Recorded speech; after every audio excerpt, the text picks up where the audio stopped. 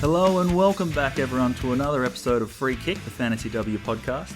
I'm your host Jono and we are back with the full squad for our halfway mark of the season. Very excited, can't believe we're already 5 rounds done, only 5 to go. Excited to have the full team back. Liam and I coming off a little bit of an illness here, ready to talk about our teams despite any hesitations that some of us may have to do so. But we're going to start with our highest ranked coach here, which is Mel. Last week he came in starting the round in 39th spot. How have you gone this round?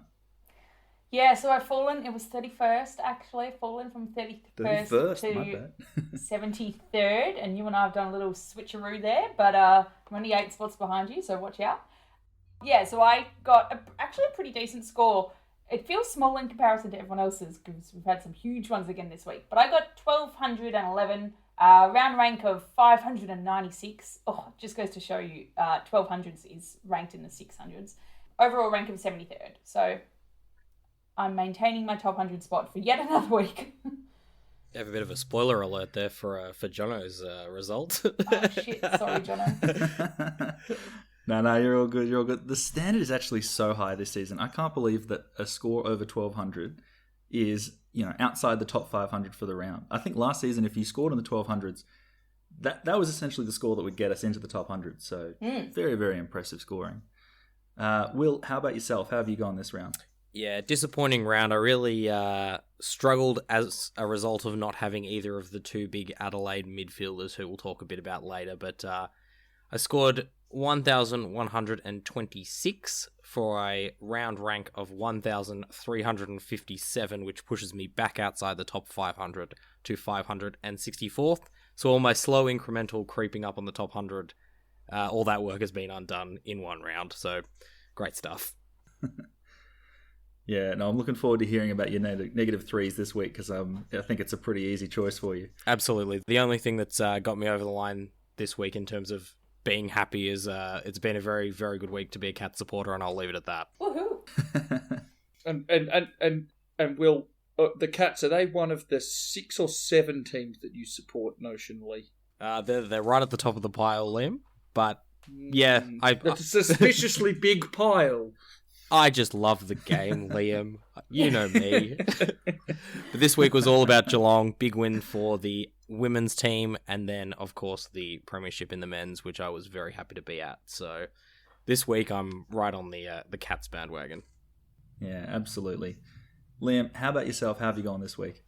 And yet again, for the umpteenth week running, bad. Very, very bad. Next question. Moving on. Just horrific. So, I had one of the Adelaide midfielders. She didn't get the C. I had a score of 1,101, a round rank of 1,600. Don't need specifics there. And I've dropped back another 250 odd places to 784. So, just for those of you who are playing along at home, that means I have dropped rank every single week after round 1. Ouch. And after such a promising start too. Like, I really think I'd put in place some, good parameters at the beginning of the season, and it has just been the epitome of crap since then. It's basically the opposite of what happened for you last year, Liam, where everything went right to get you that really great run home. And this year, the start of this year just hasn't quite returned to that level, has it? Like, last year, it was picking up Kathy Spark before she had the most tackles of any player in one game for the season. That was my true pinnacle of the season, and every single trade has been the exact opposite of that. Yeah, well, I think it's going to be a rough -3 section for you. We might give you 2 or 3 if you want to. Jono, your support is effervescent. Thank you.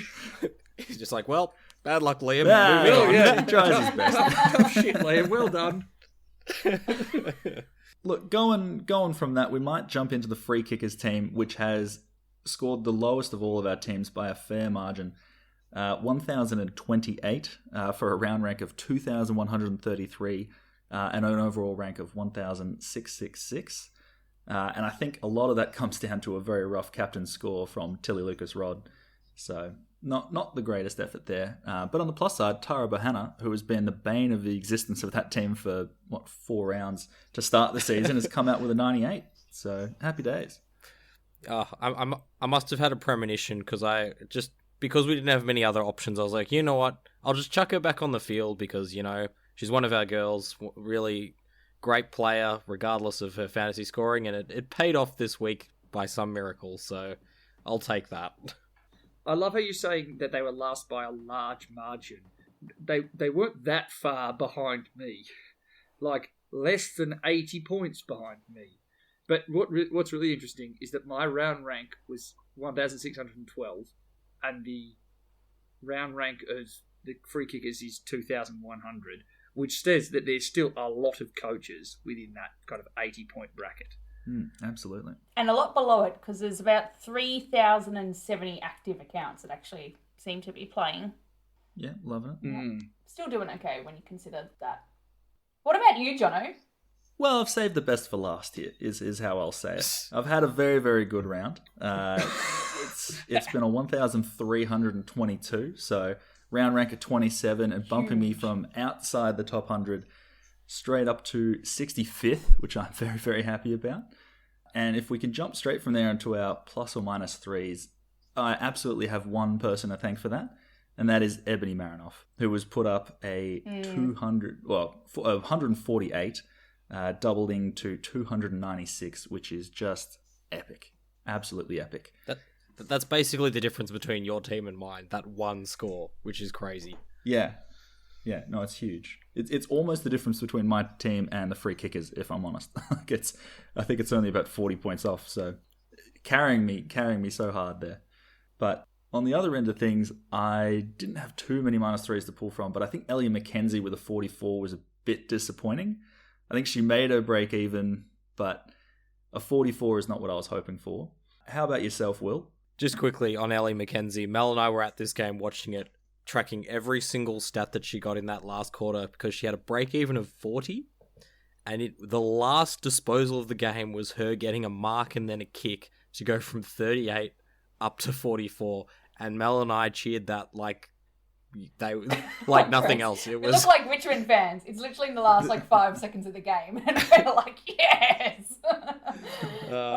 So good. So yeah, for me, my +3 was Hannah Priest. Justified the trade in, has been a really good decision for me in my backline, so very happy with that one. My -3 goes to Ash Riddell.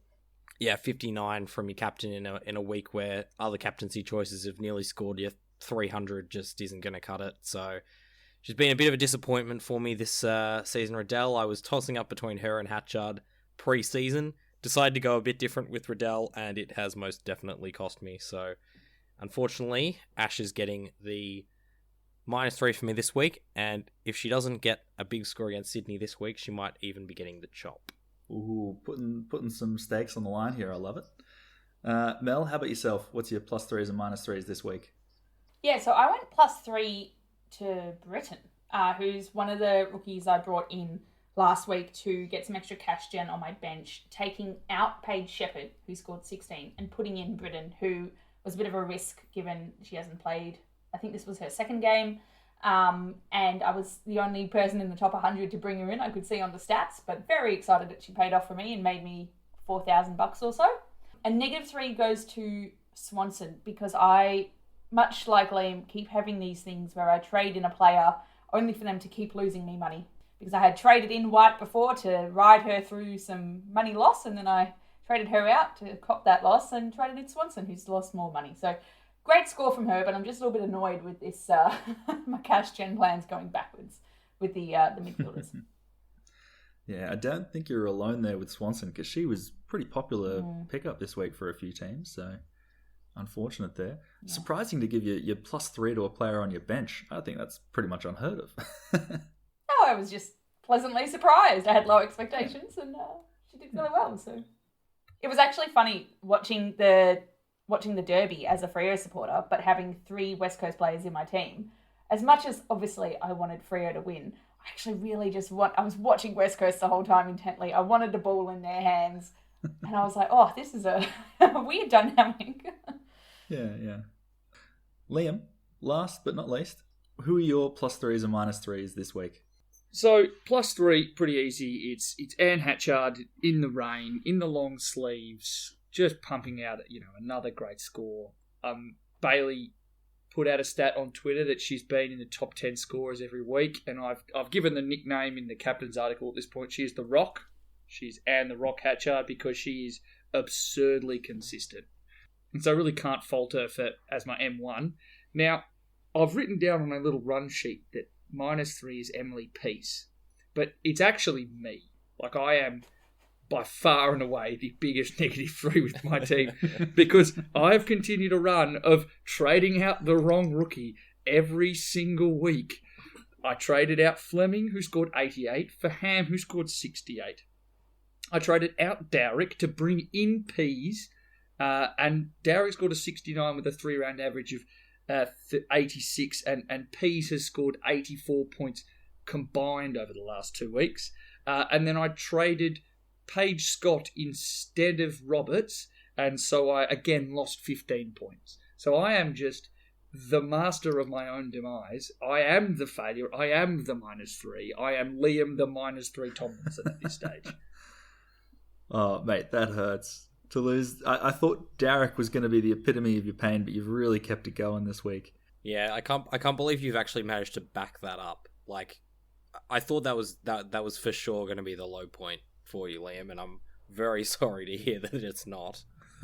Oh, it's just driving me batty. Like, of course we all predict Abby Dowrick to score 130 off halfback. Of course, Jazz Fleming would score more points than Tilly Lucas Rod.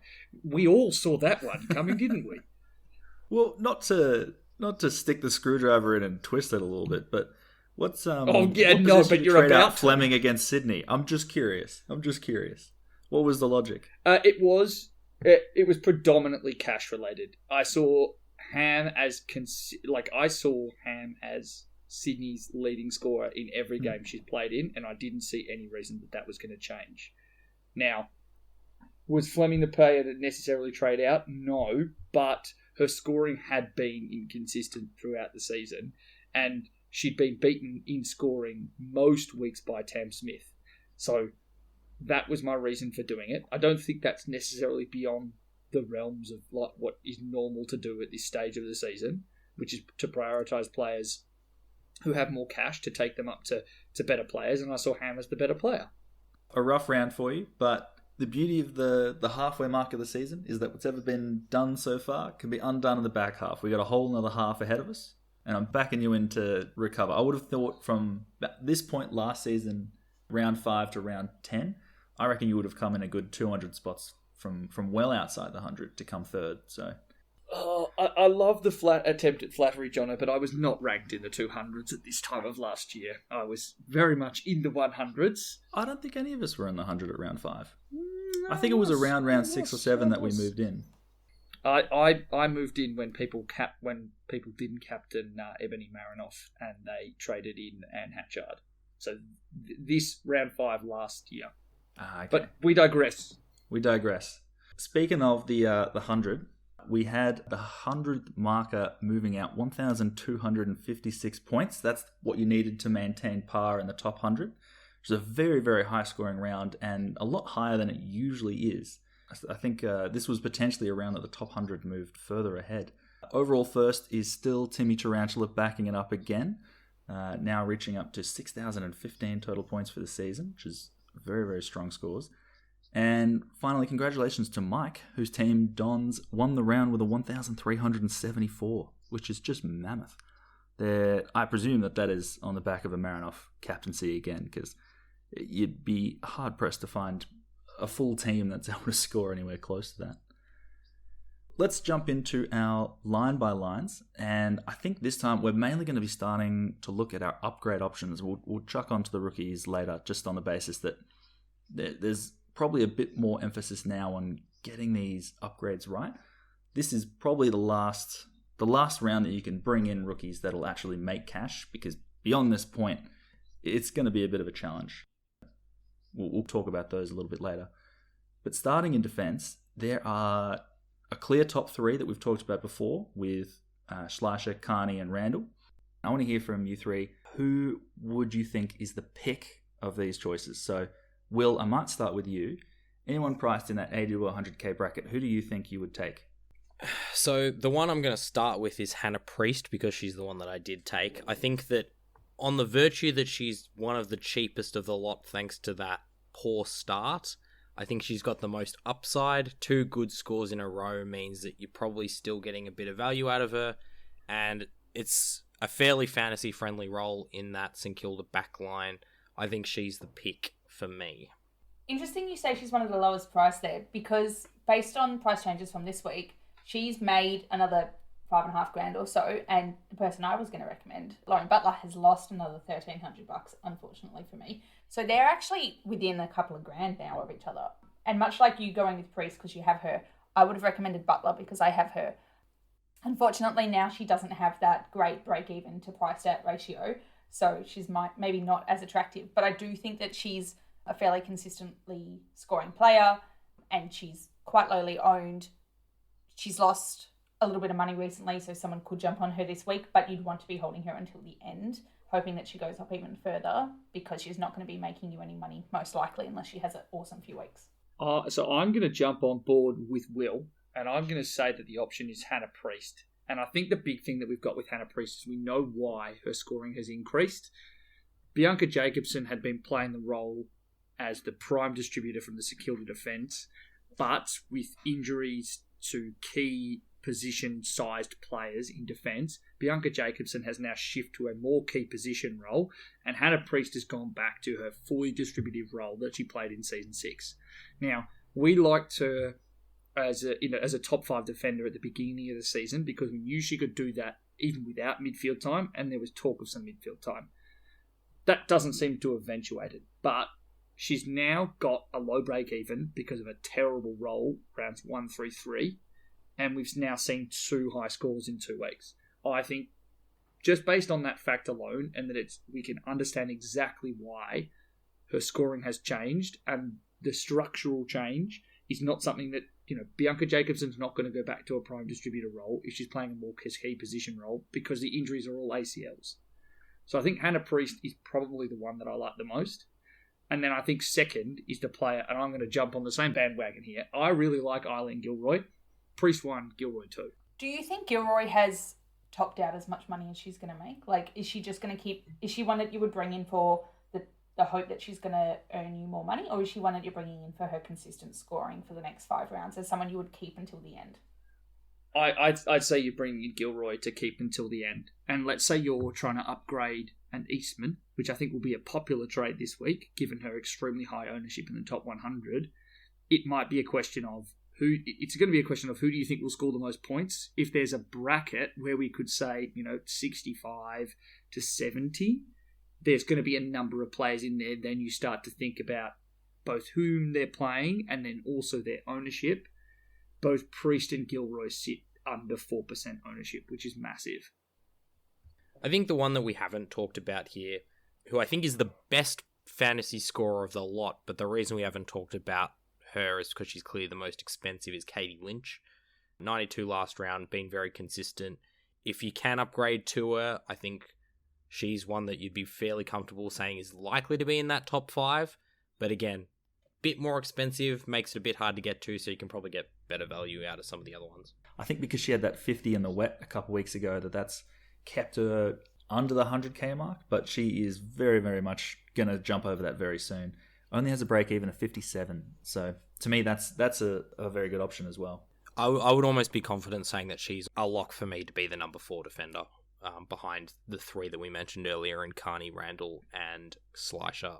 I think that's going to be the big trade this week, is trying to see what downgrades you can do to take, say, an Eastman or a Sheeran.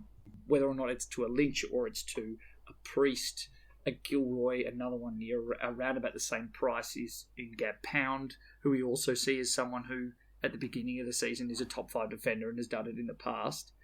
Or do you try and find some cheaper rookies on the other end to bring in a Katie Lynch? Yeah. So, in summary, I guess we've got Probably Hannah Priest seems to be the most popular of the top options, but any of Butler, Lynch, or Gilroy, I think we'd all sign off on. There's one player, though, that we've been waiting to start putting up good scores, or even just start playing for a few rounds now. Ashley Brazel has come out and put up a 60 this week. She's priced very, very cheap. She's under 60k.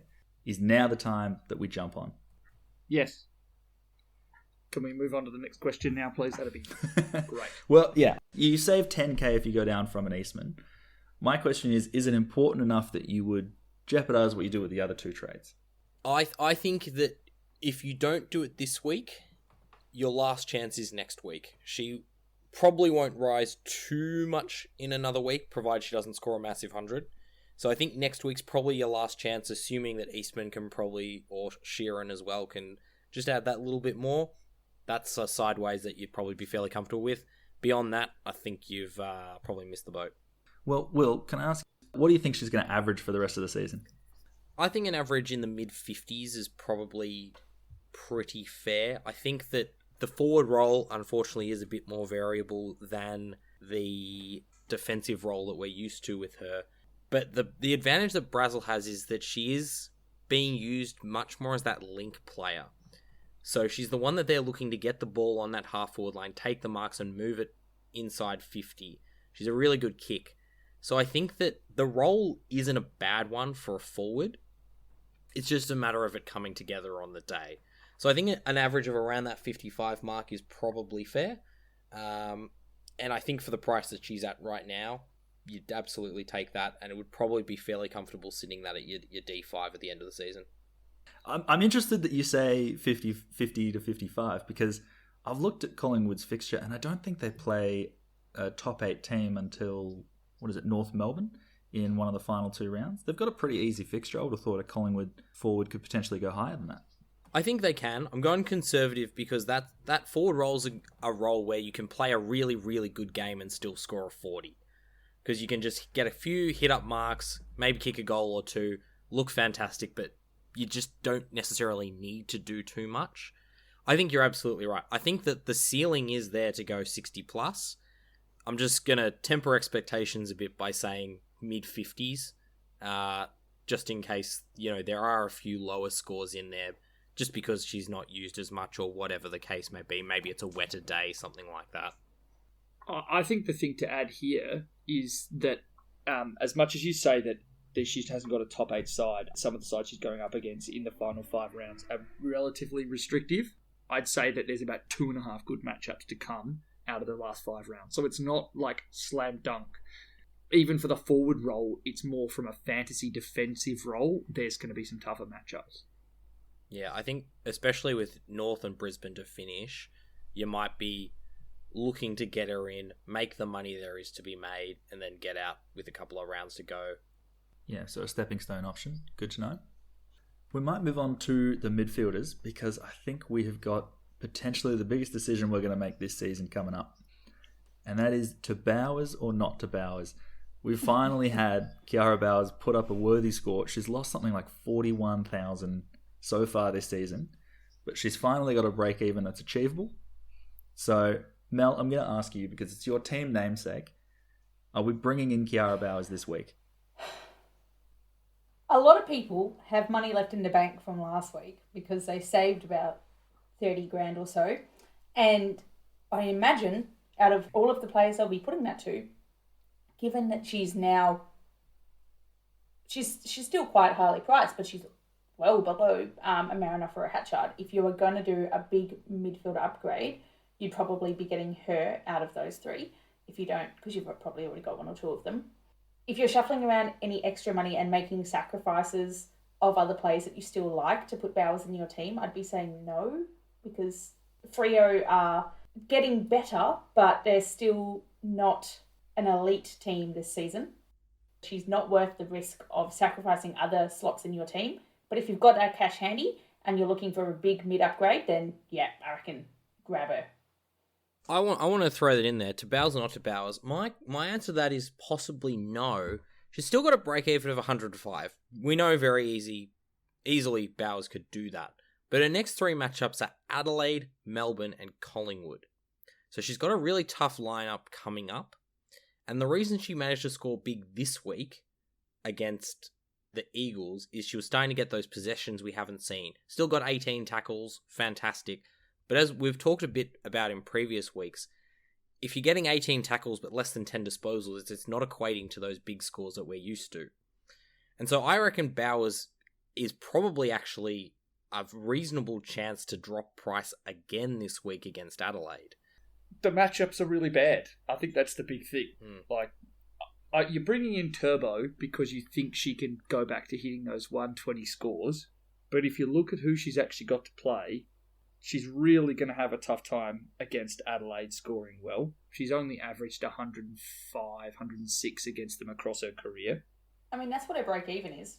True. So yeah, but you're not bringing her in to meet your break even. You're bringing her in as like a force multiplier. Like, I'd still take 105, man. Like, that's a great score. Yeah, but for sure. But Hatchard is going at near 110, and I think what's another really interesting thing is across the rest of the season, I reckon Fremantle might win 2 games, and that's because they play Sydney and Hawthorn. And Hatchard, and we've talked about this before, Kiara Bowers averages 110 in the last season and a half when Fremantle win, and she averages 88 when they lose. Oof, that's a difference. That is a massive difference. That is enormous. If you can bring her in, let's say she loses another 5-10 grand to play in your final couple of rounds against your Hawthorns, Sydney and Hawthorn. That might be the play. That's my plan. I don't have any money in the bank right now at all. And I think that's why for me, I'm like, Hatchard at the moment is going to get me through to that time. If she can lose a bit of money and I can get a bit more money from the likes of Smith and Dowrick and a few other players, you can probably sneak in Kiara Bowers as your last big upgrade heading into the end of the season. It doesn't matter then if she's losing money because her break-even's 150 or whatever, because you've moved to the points focus, yep. So I think for me, it's still not to Bowers. If there's any player, and I've said this so many times, if there's any player who can prove me wrong, it's Kiara Bowers, but I don't think that she's likely to go at that 110 average that we would probably want to see from her.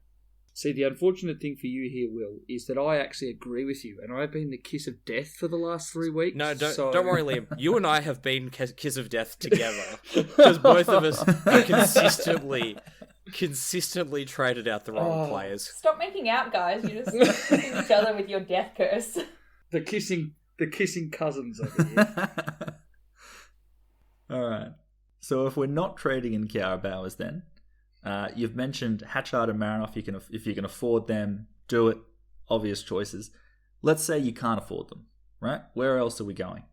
Because I think we need some midfield targets. Who, Liam, do you reckon is the next person that you're looking at? That is a very, very good question. It's a real tough one. I think that the 2 players that I'd still want to look at are Amy McDonald and Hayley Miller. I know that we've just said that Fremantle have a really bad run, but Hayley Miller has a very different price profile than Kiara Bowers does. We don't need Hayley Miller to score 110, and you're saving from 153k all the way down to 122, so nearly 30k, an entire rookie's worth of scoring between the 2 players. That's enough for me where you go, we've seen now Hayley Miller has kind of worked her way potentially back into form after an abruptly interrupted preseason. Mel, I think I was throwing before to Liam and I saw your hand pop up very, very late and you've been waiting patiently. Do you have an option for us in the midfield? I was going to say, I feel like Swanson is still an option. She has had an unfortunate week where she's lost some money, but I think she's still, and she's currently sitting, I guess, 7th or so on season average, but I think she has the potential to work her way back up there, and especially seeing that Georgia Pasmarcus is not going to be playing for a couple of rounds, just in terms of how the ladder ends up for our midfielders, with Bowers still dropping. I think she's a good pick to end up very close to the top. I also think Conti is looking pretty good in terms of the value that she's lost. I was definitely going to be talking about Conti because have you seen her next 4? it's actually remarkable. Like, I don't think any team has an easier 4 games than Richmond does. And we know that she's very consistent. She has got a high ceiling. She's kind of everywhere. There's no doubt that she's not going to be around the ball. If you're looking for someone that's maybe a little bit cheaper, I think she would be a good pick. I just want to quickly go back to the other one you mentioned, Mel. Swanson, break even of 111 this week. Maybe someone to target next week, but they are playing Hawthorn this week. So she's a chance to make that break even fairly comfortably. I do think Swanson is a very safe pick. I think that you can back her into average close enough to 100 for the rest of the year, if not more. I don't mind it at all. She's still less than 3% owned as well, Swanson. So has that uniqueness as well. Both of the plays I suggested there are ones to pick up because based on their run, you can trust that they're going to be pretty decently scoring for what they're priced at. These aren't the specky picks of people that are going to go up in price. It's someone that you want to pick in now as maybe your M3 that's going to sit down as your M4 for the rest of the season. One player that I would love to suggest, but can't in good faith, is Maddie Prasparkas. I think she's a jet. I don't think it matters that she gets tagged, but I do think it matters that they play Brisbane and Geelong in the next 2. You're not going to find 2 more restrictive teams for midfielders to score against, so that's one that I'm probably going to avoid. Are you guys planning a midfield upgrade this week? Yes, I am. Yeah, almost certainly. I have M Peace in my team. I need a midfield upgrade. The Yorst has done her dash for me. She basically made break even this week and now plays Adelaide, so I think that is a perfect time to send her away for Anne Hatchard, which probably means that, sorry everyone, Anne Hatchard's going to get tagged by Yorston this week and is going to score her lowest score ever. So. Why, Will? That's like one of the only good players I have in my team. You and I must suffer together, Liam. Because I wasn't going to do a midfield upgrade this week, which feels against the grain. Next thing I want to talk about is actually rucks, because our rookie rucks, with the exception of Lucy Wales, who put up an enormous 83. Outside of that, a lot of our rookie rucks have started to put up some very low scores. I think Levicki, McCormick, Steph Wales all put up scores under the 40 mark. And it really makes you question, do you keep running with it? Or is it time to cut our losses, either trade up or trade down and go someone like Simone Nolder, or even just go the utility loophole? So what do we think, guys? Is it something that you need to move on as a priority? It actually does come down to the other question, which is whether or not you've got a team structure where you want to make a midfield upgrade. I think that if you are looking at running a pretty kind of speculative M3, then it's downgrade, and I'd say it's probably utility loophole, but then that also brings in the additional question of who you'd be running as a utility loophole. I think the lowest player you could probably run through there is maybe a Keely Skepper, who could probably average 50, setting aside at 28 this week. I think a 50 is probably about the best you can hope from that end. I don't think Nolder is going to hit 50 at any point for the rest of the year, so I don't think that's a viable trade-in. I think Nolder might hit 50 this coming week, given McKinnon's going to be out with concussion. But outside of that, I wouldn't back her in. So I don't think it's a good trade option. So you're saying probably in the option then of taking the utility loophole? I would say yes, but I think the other big thing is in terms of and this is kind of a difficult question to answer, but let's say most people are going to be looking at that 75 to 85k range for their utility, which could be someone like Montana Ham, Jazz Fleming, and Abby Dowrick, or a Tam Smith. Tam Smith, that's a great player. Definitely don't trade her out. I think that, and we can probably have a chat about this kind of amongst the rest of us, there are probably some ruck options that you could conceivably have at the same price and would still allow you to make use of utility for its intended purpose, which is as a backstop. Yeah, I think if you're willing to just push up your budget a little bit more, if you can get to someone like a LeKay, a Fuller, they're probably just on the edge of where you could get to. I think some of them are still making a bit of money, which is good. But otherwise, I think you're right, Liam. I think downgrade's probably your best option in playing the utility. I think the thing with Lakay is that the run over the next few weeks in terms of allowing scoring is actually pretty easy. Got a Wales twin, then follows that up with Gabby Seymour, who, as much as she scores well, she also allows other rucks to score well, and then goes on to Olivia Fuller that doesn't hit a hard matchup to score against until she hits the Moody Edmonds duo in round 9. So I think that's a decent enough play. Yeah, no, I agree with that. My question is, let's say that you don't have a decent player for your utility spot, right? Because you're playing Ham on field in your midfield, or you don't have her. Let's say that your utility is a forward rookie, and you're stuck with a Segedi or a Whelan or a Goldsworthy. Is it still worth it in that instance? What, you're not going to go back and get a ruck after that, surely? No. My thought is you've currently got Levicki as your ruck, right? And you can either trade them down to play a Goldsworthy as your utility, or you can focus all your trades on upgrading a ruck. I think I'd go down, just because I think that any ruck that you've got at that lower range probably isn't going to outscore Zaghetti, even if they are just putting up 40s. So I think you may as well just make the money from your ruck and cut that loss, and then use that money to upgrade elsewhere. I'd say you'd only tick it off if it's Goldsworthy, who has a pretty decent run for the rest of the year, and had her by far and away her toughest matchup last week, and still managed 10 possessions and 4 tackles. She didn't do a whole lot else, but literally no one outside of Elise Parker in the second half and Eva were doing anything for that game up against the form side of the comp. So I think that'd be the only one when I'd sign off for a rookie forward as your ruck. All right, love it. Moving on to our forwards, I think we've got some really interesting forward targets that I want to talk about. The first is Chloe Malloy. Is everyone thinking that she is an important player to bring into your side if you're upgrading a forward? Yeah, she's going to be my upgrade for Mackenzie this week. Given how highly she's ranked in terms of averages, she's like 5th highest averaged. She has a break even that's lower than her price tag. She also hasn't dropped below 56 this year. Yeah. She's made a lot of money, more to go. In the past, we've seen her ability to score big, but she hadn't been doing it consistently. This year, she's been doing it consistently against good and poorer opposition. I think that makes her a fantastic option. Yeah, and she's up against St Kilda next week. So, 2 other players that I want to talk about I think are pretty interesting. The first is Gabby O'Sullivan, who, much like the other Fremantle players, has put up her first big score of the season. She started woefully and has lost a whole heap of cash.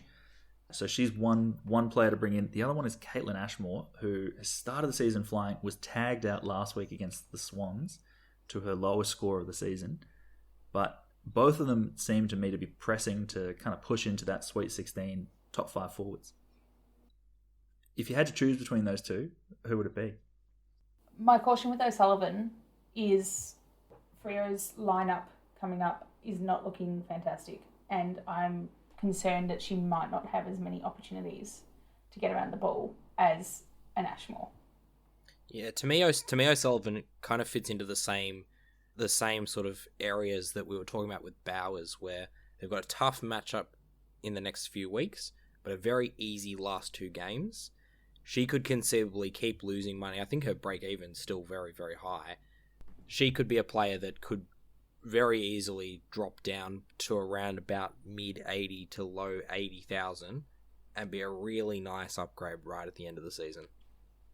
Her break-even's not that high. It's 62, and her price at 65. So as long as she can consistently keep getting that, she won't lose money. But my flag is that I don't think she'd get 62 consistently going forward. I hope that she doesn't score a 60 in the next 2 weeks, drops down another 10 grand, and then coming into matchups against some of the easier teams in Sydney and Hawthorn becomes a very nice option at around about that 80k mark. And then we essentially pick up the entire Fremantle team and we put them into our fantasy teams and coast through to the final. The ironic thing about that is I actually think that may genuinely be a consideration. Just the way those two teams actually concede points. It actually could be the play. The other question that I wanted to put to you all was, what do you do with Ellie McKenzie? She's still one of the most popularly owned forwards, but has just put up a 44, has really only had one score this entire season, which, you know, you would hope for someone with her starting price. Everything else has been below a 60. So what do you do with her? Mel? She's been in my trade notes. Do I trade her to Ashmore? Do I trade her to Malloy? So it's literally the exact moves we've just spoken about. But I think to me, either way she's going, because she's too expensive to be putting on my bench, but she's not making me money, and because her break even's so high, and she's not scoring amazingly, so she's not getting me points either. I think it's definitely time to go. And given that she's about 80 grand, and there's another good couple of people around the 90-ish grand, and I'm one of those people in the boat that's not doing a midfield upgrade, because I kind of did one last week and I'm going to hold off for a Bowers drop in price. I've got a little bit of money to play with in my forward line, and that's where it's going. It's on top of Mackenzie. Counterpoint, Richmond have an incredibly easy draw over the next few weeks. So they've got West Coast, they've got Gold Coast, they've got Carlton, and they've got GWS. I think Mackenzie can probably average around 60 for the next few weeks, which means she will hold value, not lose it. Can I counterpoint here?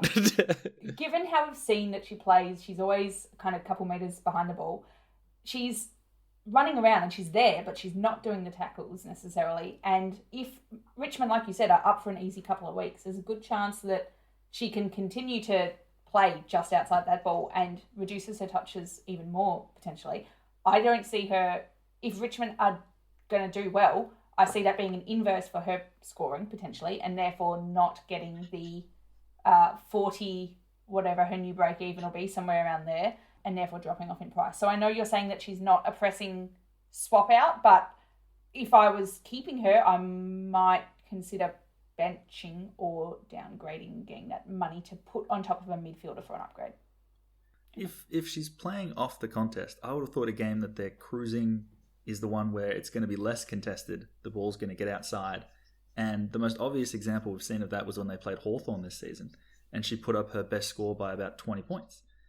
After that, you know, her best score was probably against Essendon, which, I mean, is probably harsh to say, but was probably their second easiest victory of the season because they've had a pretty tough run of games. I would have thought that if they're in for a few wins, then an outside player is the one that you want. I would just like to say that Ellie McKenzie score against Hawthorn is boosted ridiculously by a free kick for a tackle that shouldn't have been given, and then she goes ahead and slots the goal from a ridiculous spot. Her point should be substantially less. It should have been about 60, which would have still been her highest score of the year. But that's kind of what Will was saying. It's just she can probably hit 60, but you could probably put 30 to 40 points on top of a midfielder. And I think that's where, just sort of summarising what we said, it's someone that I think you will have to trade out, but I don't think it's a priority right now if you've got other areas to fix. All right, well, we've talked way too long about Ellie McKenzie. I think let's move on to some rookies that we need to be talking about. I'd just like to make another point about Ellie McKenzie. No, I'm cutting you off here. Ridiculous. Oh, Will, no, Will, I completely agree with you. This is now the Ellie McKenzie Fantasy Podcast. We're going to talk about some rookies because if we're making these upgrades, we need some good downgrades. We've only got 5 rounds to go, which means this is potentially the last round of anyone that we trade in that we've got a chance of trading out, because you need time to put money on people's heads and then actually get the points on field after that. So we've lined up what we think are the top 5 options this week, under 40k, and then we'll see if we can have some more expensive ones afterwards. But the first one that we've got on our list is Charlotte Taylor from the Pies. Will, do you want to talk us through why we've got Charlotte at the top of the list? Yeah, I've got Charlotte Taylor at the top of the list simply because she was playing in the Collingwood midfield. And any rookie who is not a midfielder playing midfield time automatically comes straight into your calculations, pretty much regardless of how they scored. So a 36, good, will make a bit of money, lowish break even this week. Should hold her spot. There's a spot in that Collingwood midfield for rookies, as we've seen with Imogen Evans playing a bit in there as well. So I think as a defender, she's a really good option to downgrade someone like a Dersma or a Erica O'Shea if you've still got her to make a bit of money. Would you field her? I probably wouldn't. If you had to, you probably could, but I wouldn't do it comfortably, to be honest. So it's a bench shuffle for It's a bench shuffle. Now that we've finally got a defender we can downgrade to with some sort of confidence, great opportunity to take, and it's why she's taken out the number 1 spot on the list in addition to those midfield minutes. At number 2, we've got Mackenzie Dowrick from the Adelaide Crows, who put up a 62 on the weekend. Liam, do you want to tell us a little bit about Mackenzie Dowrick? Mackenzie Dowrick has been around the traps, started off at Brisbane, is now at Adelaide. She's spent most of the last 2 years playing as a key defender, but at Brisbane she was a forward. She came out, she kicked 4 on the weekend in the drubbing that was against GWS, and looked back at home, looked like she knew her way around the goals, and Adelaide looked like they've really hit their stride after they were kind of pushed in the early rounds of the season and did also lose. I think the big question that might make you a little bit afraid for Mackenzie Dowrick is we don't know whether or not she's been given this forward role as a replacement for Danielle Ponta, who didn't play on the weekend, who very much is capable of kicking 4 in a lead, not necessarily out of the goal square, but be a bit of a target as a medium-sized forward. If we see the fact that maybe Jess Waterhouse is dropped this week, and you see Mackenzie Dowrick and Danielle Ponta in the same forward line, I think someone who's priced in the mid to high 30s, she's probably one of the only kind of fieldable forward rookies who is below that kind of 40, priced at 40. At number 3 on the list, we have, and actually, we'll do number 4 at the same time here because they're both West Coast players. We've got Jade Britton and Abigail Bushby. Mel, you were watching the Derby. We were watching the Derby on the weekend. Do you want to run us through why we've got them on this list? Firstly, I'd like to say I really appreciate you guys pronouncing it properly. It's taken a lot of coaching to get some of you to pronounce it how it should be, but I appreciate it. Jade Britton, very excited about because I brought her in last week on a bit of a hunch, and she has done exactly what I was hoping she would. Firstly, they're rookies that are playing, so that's a tick 1. And with Jade Britton, in her first game, she was showing that she was on the field for about 50% of the time and playing through the midfield, which she has continued to do in the last round. So now that she's had 2 pretty decent games, I imagine she would just keep playing and hopefully increase her time on ground and therefore her points for West Coast. As for Abigail Bushby, I actually didn't see that much of her when I was half watching the game. Does anyone else have any thoughts on her? She was a high draft pick and is known for being a pretty good ball winner, but being a young midfielder in the West Coast team always means that scoring's probably got a bit of a cap. She was definitely playing a half-forward role on the weekend and did kick a goal. With Hawthorn coming up this week and then Richmond the following, yes, I'd back her in to have another good couple games. I don't think either of these two are fieldable, though, which is the key thing. Absolutely. If you're going to pick one and you've got that midfielder spot, Britton's break-even is much lower, and she has played 2 games, so it gives a little bit more certainty to her role. But yeah, they're definitely cash gen on the bench for a couple of weeks, and then you would be using that to trade out. Yeah. And last on our list is Christina Bernardi from the Carlton Blues, a forward. Will, do you want to tell us a little bit about her? Yeah, Christina Bernardi is a fascinating one for me because she's been brought in as essentially an injury top-up player for Carlton and has come straight into the team, scored 33 as a forward against a pretty tough to score against Melbourne. What interests me about Christina Bernardi is she is priced at basement price despite scoring that 33. Yeah, it looks like a glitch. Her break-even is 9. This is what I don't understand. She's priced at 28.7, break-even of 9 after 1 game where she got 33. It's a bit strange. I think it's because she technically played last season, playing as a key defender at Richmond. Delisted, so brought back on. Christina Bernardi really interests me because she's been brought in as an experienced player, will play in that Carlton forward line, essentially replacing Phoebe McWilliams. Carlton forwards, not the most, fantasy scoring position, but I think the thing that gives her the benefit is A, that really bottom price, and B, I think she should just play because Carlton need the experience up forward, especially with McWilliams going out injured. So I think she's a player that could fairly comfortably average around that 30 to 40 mark and make a bit of money.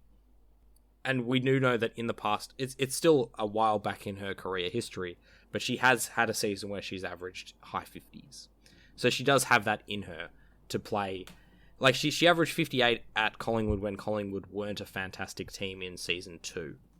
So I think there's plenty of upside with Bernardi. I think that's a fantastic option.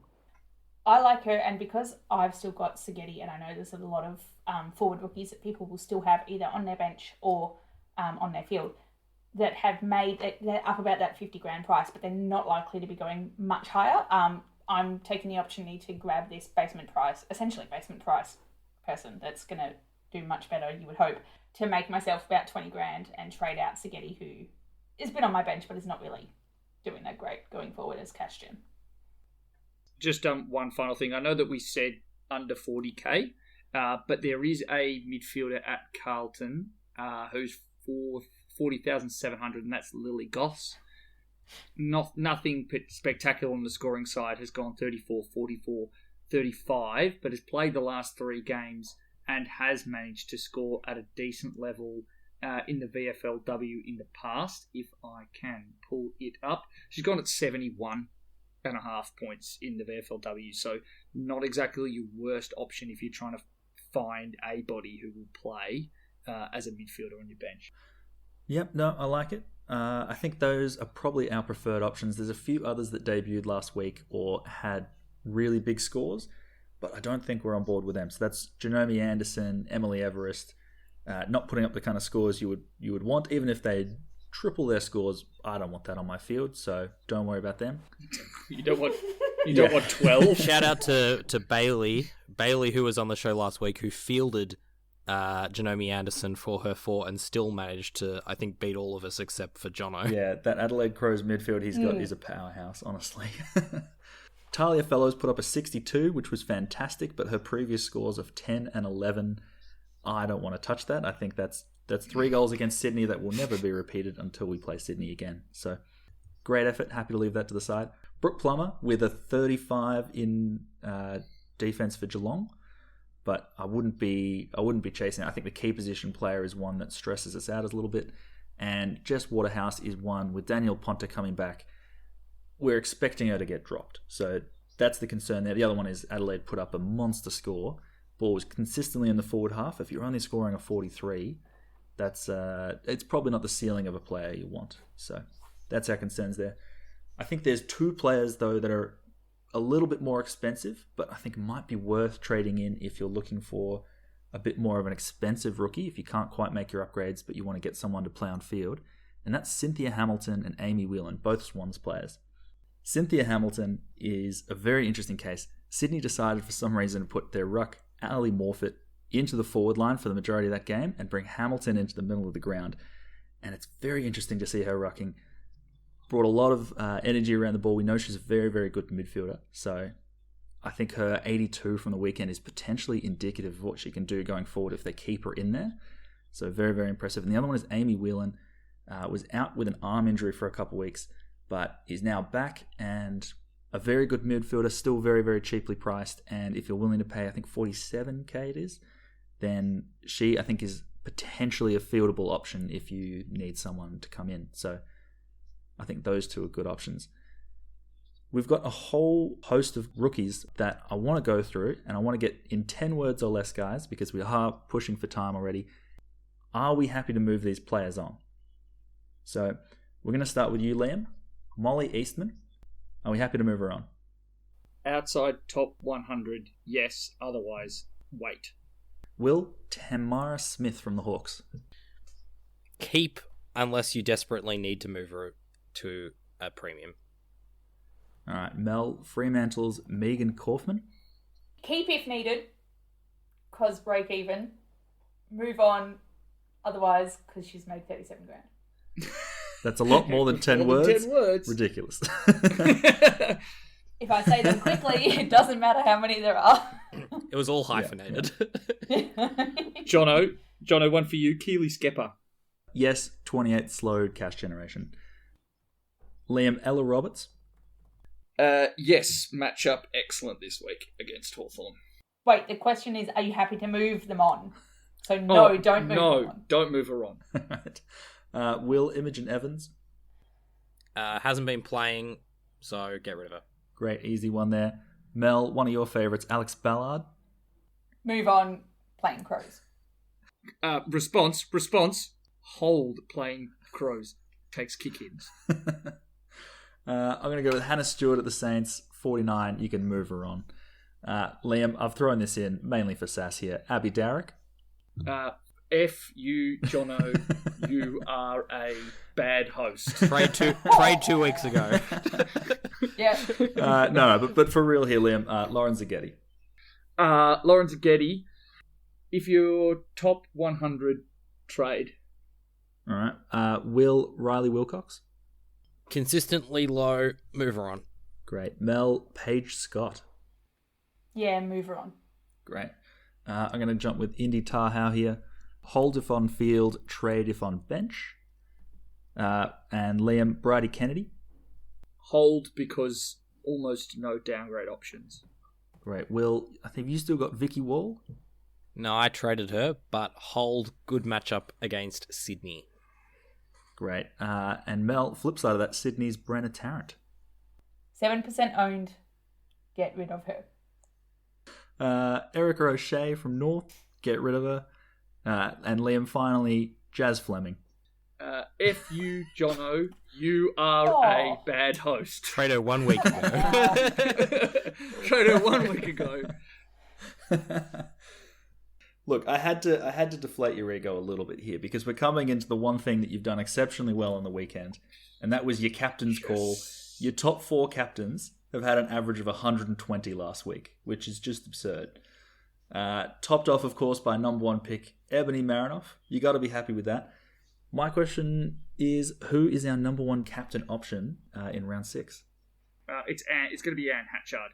But I just like, Jono, even though you're pumping up my tyres, my top 4 were Marinoff, Parker, Bowers, and Hatchard. So scores of 148, 92, 116, and 124. So even in a top 4 that I nailed, have a guess which one I picked. Parker. Yeah. See, did you? See, the thing of... Did you yes, not that's listen to the why pod my last scores... week? And what's his name? Bailey was like, no, don't Captain Parker. Yes, but I actually do my own article and my own research. Well, I'm glad to see that we've got Anne Hatchard at the top of the list. I think she's finally gotten the respect she deserves. How many times has she not been top of the captain's list after scoring in the top 10 every round so far? So good to see her up there. We're going to move on to some burning listener questions. The first one we've got here is from Ed, and I think it's a really interesting one. Ed, his cash generation is dried up, and his bench has had some woeful scores this week. So the question is, does he spend the week fixing his rookies? Or do we keep trying to upgrade on-field positions, even if it means bringing in some mid-prices instead of primos? Liam, I want to start with you. What do you think? Now's the time to be thinking about the mid-prices that are really going to rise. And even if it's a different scenario, it wasn't a case of cash generation drying up. It was Kiara Bowers going out last year. The big difference in kind of splitting the kind of teams that were just trying to get to the top 100 versus those that were pushing the top 20 was, could you nail 2 downgrades in the midfield for Kiara Bowers? So last year it was a combination of Bates, Miller, and Tilly Lucas-Rod that really would have pushed you up the rankings a lot. I think now's the time to be looking for those mid-priced options that are really looking like they could push it to the next level. So it could be taking a chance on a second or third year player who's had a couple of good scores in a row as a midfielder. It could be going Chloe Malloy. I think that's the kind of area you need to be looking in, and you need to be bringing in 2 of those players as opposed to just going all the way up to the top. I agree. That's pretty much exactly what I'm doing this week. Yeah, there's very limited time left in the season. I think it's a good time to just prioritize those points on field, especially with your rookie trades. We know we haven't got the greatest options, so you don't want to shuffle and then end up with players that you can't field anyway. So I'm glad we're all on the same page there. Will, I might throw this next one to you. Bailey has asked, he's cashed up. I think he had something like 40k in the bank, but he wants to know where to go. He can either do Tamara Smith up to Kiara Bowers, or he can take one of his rookie price rucks up to Brianne Moody. Which option would you go? I think if you could put Tam Smith as your ruck, I think that'd be fantastic, actually, if you could use the utility loophole that way. So trade out McCormick and Levicki to non-players, get some money there, and then you can probably use the extra money to upgrade somewhere else to get possibly up to Bowers if you've got the money, through another one of your rookies. Maybe if you've still got someone like a Zagetti sitting in your utility, you can swap her with Tam Smith and find another upgrade elsewhere. I don't mind paying up for Moody, but I think that your midfield's where you want the upgrade to be. I do like the idea of getting rid of your worst rookie. If you're stuck with a Barber or a Doonan or Bridie Kennedy, and you can get them up to a very, very solid player, that's always a very handy look. Yeah. And that's why I think if you can get rid of both of those rucks to move one of them straight up to a premium, fantastic move. Mel, I might throw this one to you here from Callum. Who is the best target? We've got a few across different lines here. You've got Abby Mackay, Kiara Bowers, and Chelsea Randall. Who would you prioritise an upgrade to out of those three? That could be Talia Randall. It could be, but it isn't. So I'm gonna make an assumption. It would be a bad question. But it isn't. Nice. So that's a random combination because, Bowers is mid there. So if you're looking for that, and we've spoken a lot about to Bowers or not to Bowers there, I think Mackay is a really good upgrade option here, and not just because she's Jono's gal, but she's shown that she has that very high ceiling. Although she's made quite a bit of money, she's, potentially still got some more to go. Her break even is still negative, so she's going to be getting fantastic cash gen options going forward. I think out of those guys, I'd be going Mackay. She is, I think, a little bit more expensive than Chelsea Randall. $9,000 more expensive. Yeah, so $9,000 more expensive. But, he's put target, so it implies an upgrade. So you're probably going to be using some extra cash you have. I think it's almost certainly Mackay. On Spaces last week, Jono and I were having a discussion about this, as was a few other people, about the fact that I think the big issue with Chelsea Randall is that her role is incredibly changeable, which is why she can go from being a top 3 scoring defender this week and then the week prior struggle to make 40 points.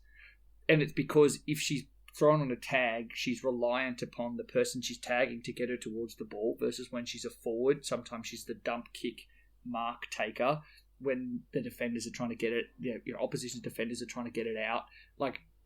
It's very inconsistent where you know exactly what Abby Mackay is going to do. You can guarantee she'll be a top 3. That's why I'm hot on her as being the better choice. Yep, no, I agree with that. I think good points made there. Our next question is from the Duke. He's asked a few questions. I think we've covered off who the must-have premiums and the good rookies left are. But in my first season, what would be a good place to finish? I think it's a really interesting question because now we're at the halfway point. You're probably getting an idea of where your team is sitting. So, Mel, you've put your hand up there. What do you reckon? So this was obviously last season was first season for everyone here playing AFLW because it didn't exist before that. But last season was my first season playing a fantasy game as well. And I was grappling with the same thing of what's a good enough score for my first time. I'd say top 100 is obviously amazing if you can end up there. But sitting somewhere, knowing there's about 3,000 people playing this game, if you can sit in, I guess, the top 10% there of top 300, I think that's a fantastic position to end, and you should be very proud of yourself for that. But actually, I'm going to also add that it's a game, and it's all about supporting the teams and the players. So where you finish doesn't really define you. We've got a couple more questions here. One is from Wayne asking, and I might throw this one to Will, Hatchard, Parker, or Bowers? Hatchard. I think you can't go past her. Most consistent player in the competition. If you can afford it, get her in. If not, you can take the punt on Bowers. Parker's probably the safer option, though. Great, love it. Masker has asked Eastman to Priest, saving 36k, or take Mackenzie up to Garner? That's a great question. I think that the simplest way of understanding this is who is your M3. If your M3 needs an upgrade next week, then it's Eastman to Priest, particularly if you're outside the top 100. Otherwise, it's Mackenzie to Garner. All right, love it. I think that's it's a great wrap there, guys. Before we sign off for the pod, let's run through what our trades are going to be this week. We've only had the game open for about half an hour before we started recording, so I'm hoping people have had a chance to run through their trades, but if not, take 30 seconds while I run through mine. My plans at the moment are to try and take Eastman across to Brazil, to downgrade Keely Skepper as my utility, probably down to one of the top 2 on our list of rookies, and then take Maria Maloney up as high as I can get her. I'm hoping I can take her up to Hatchard, but that is the plan.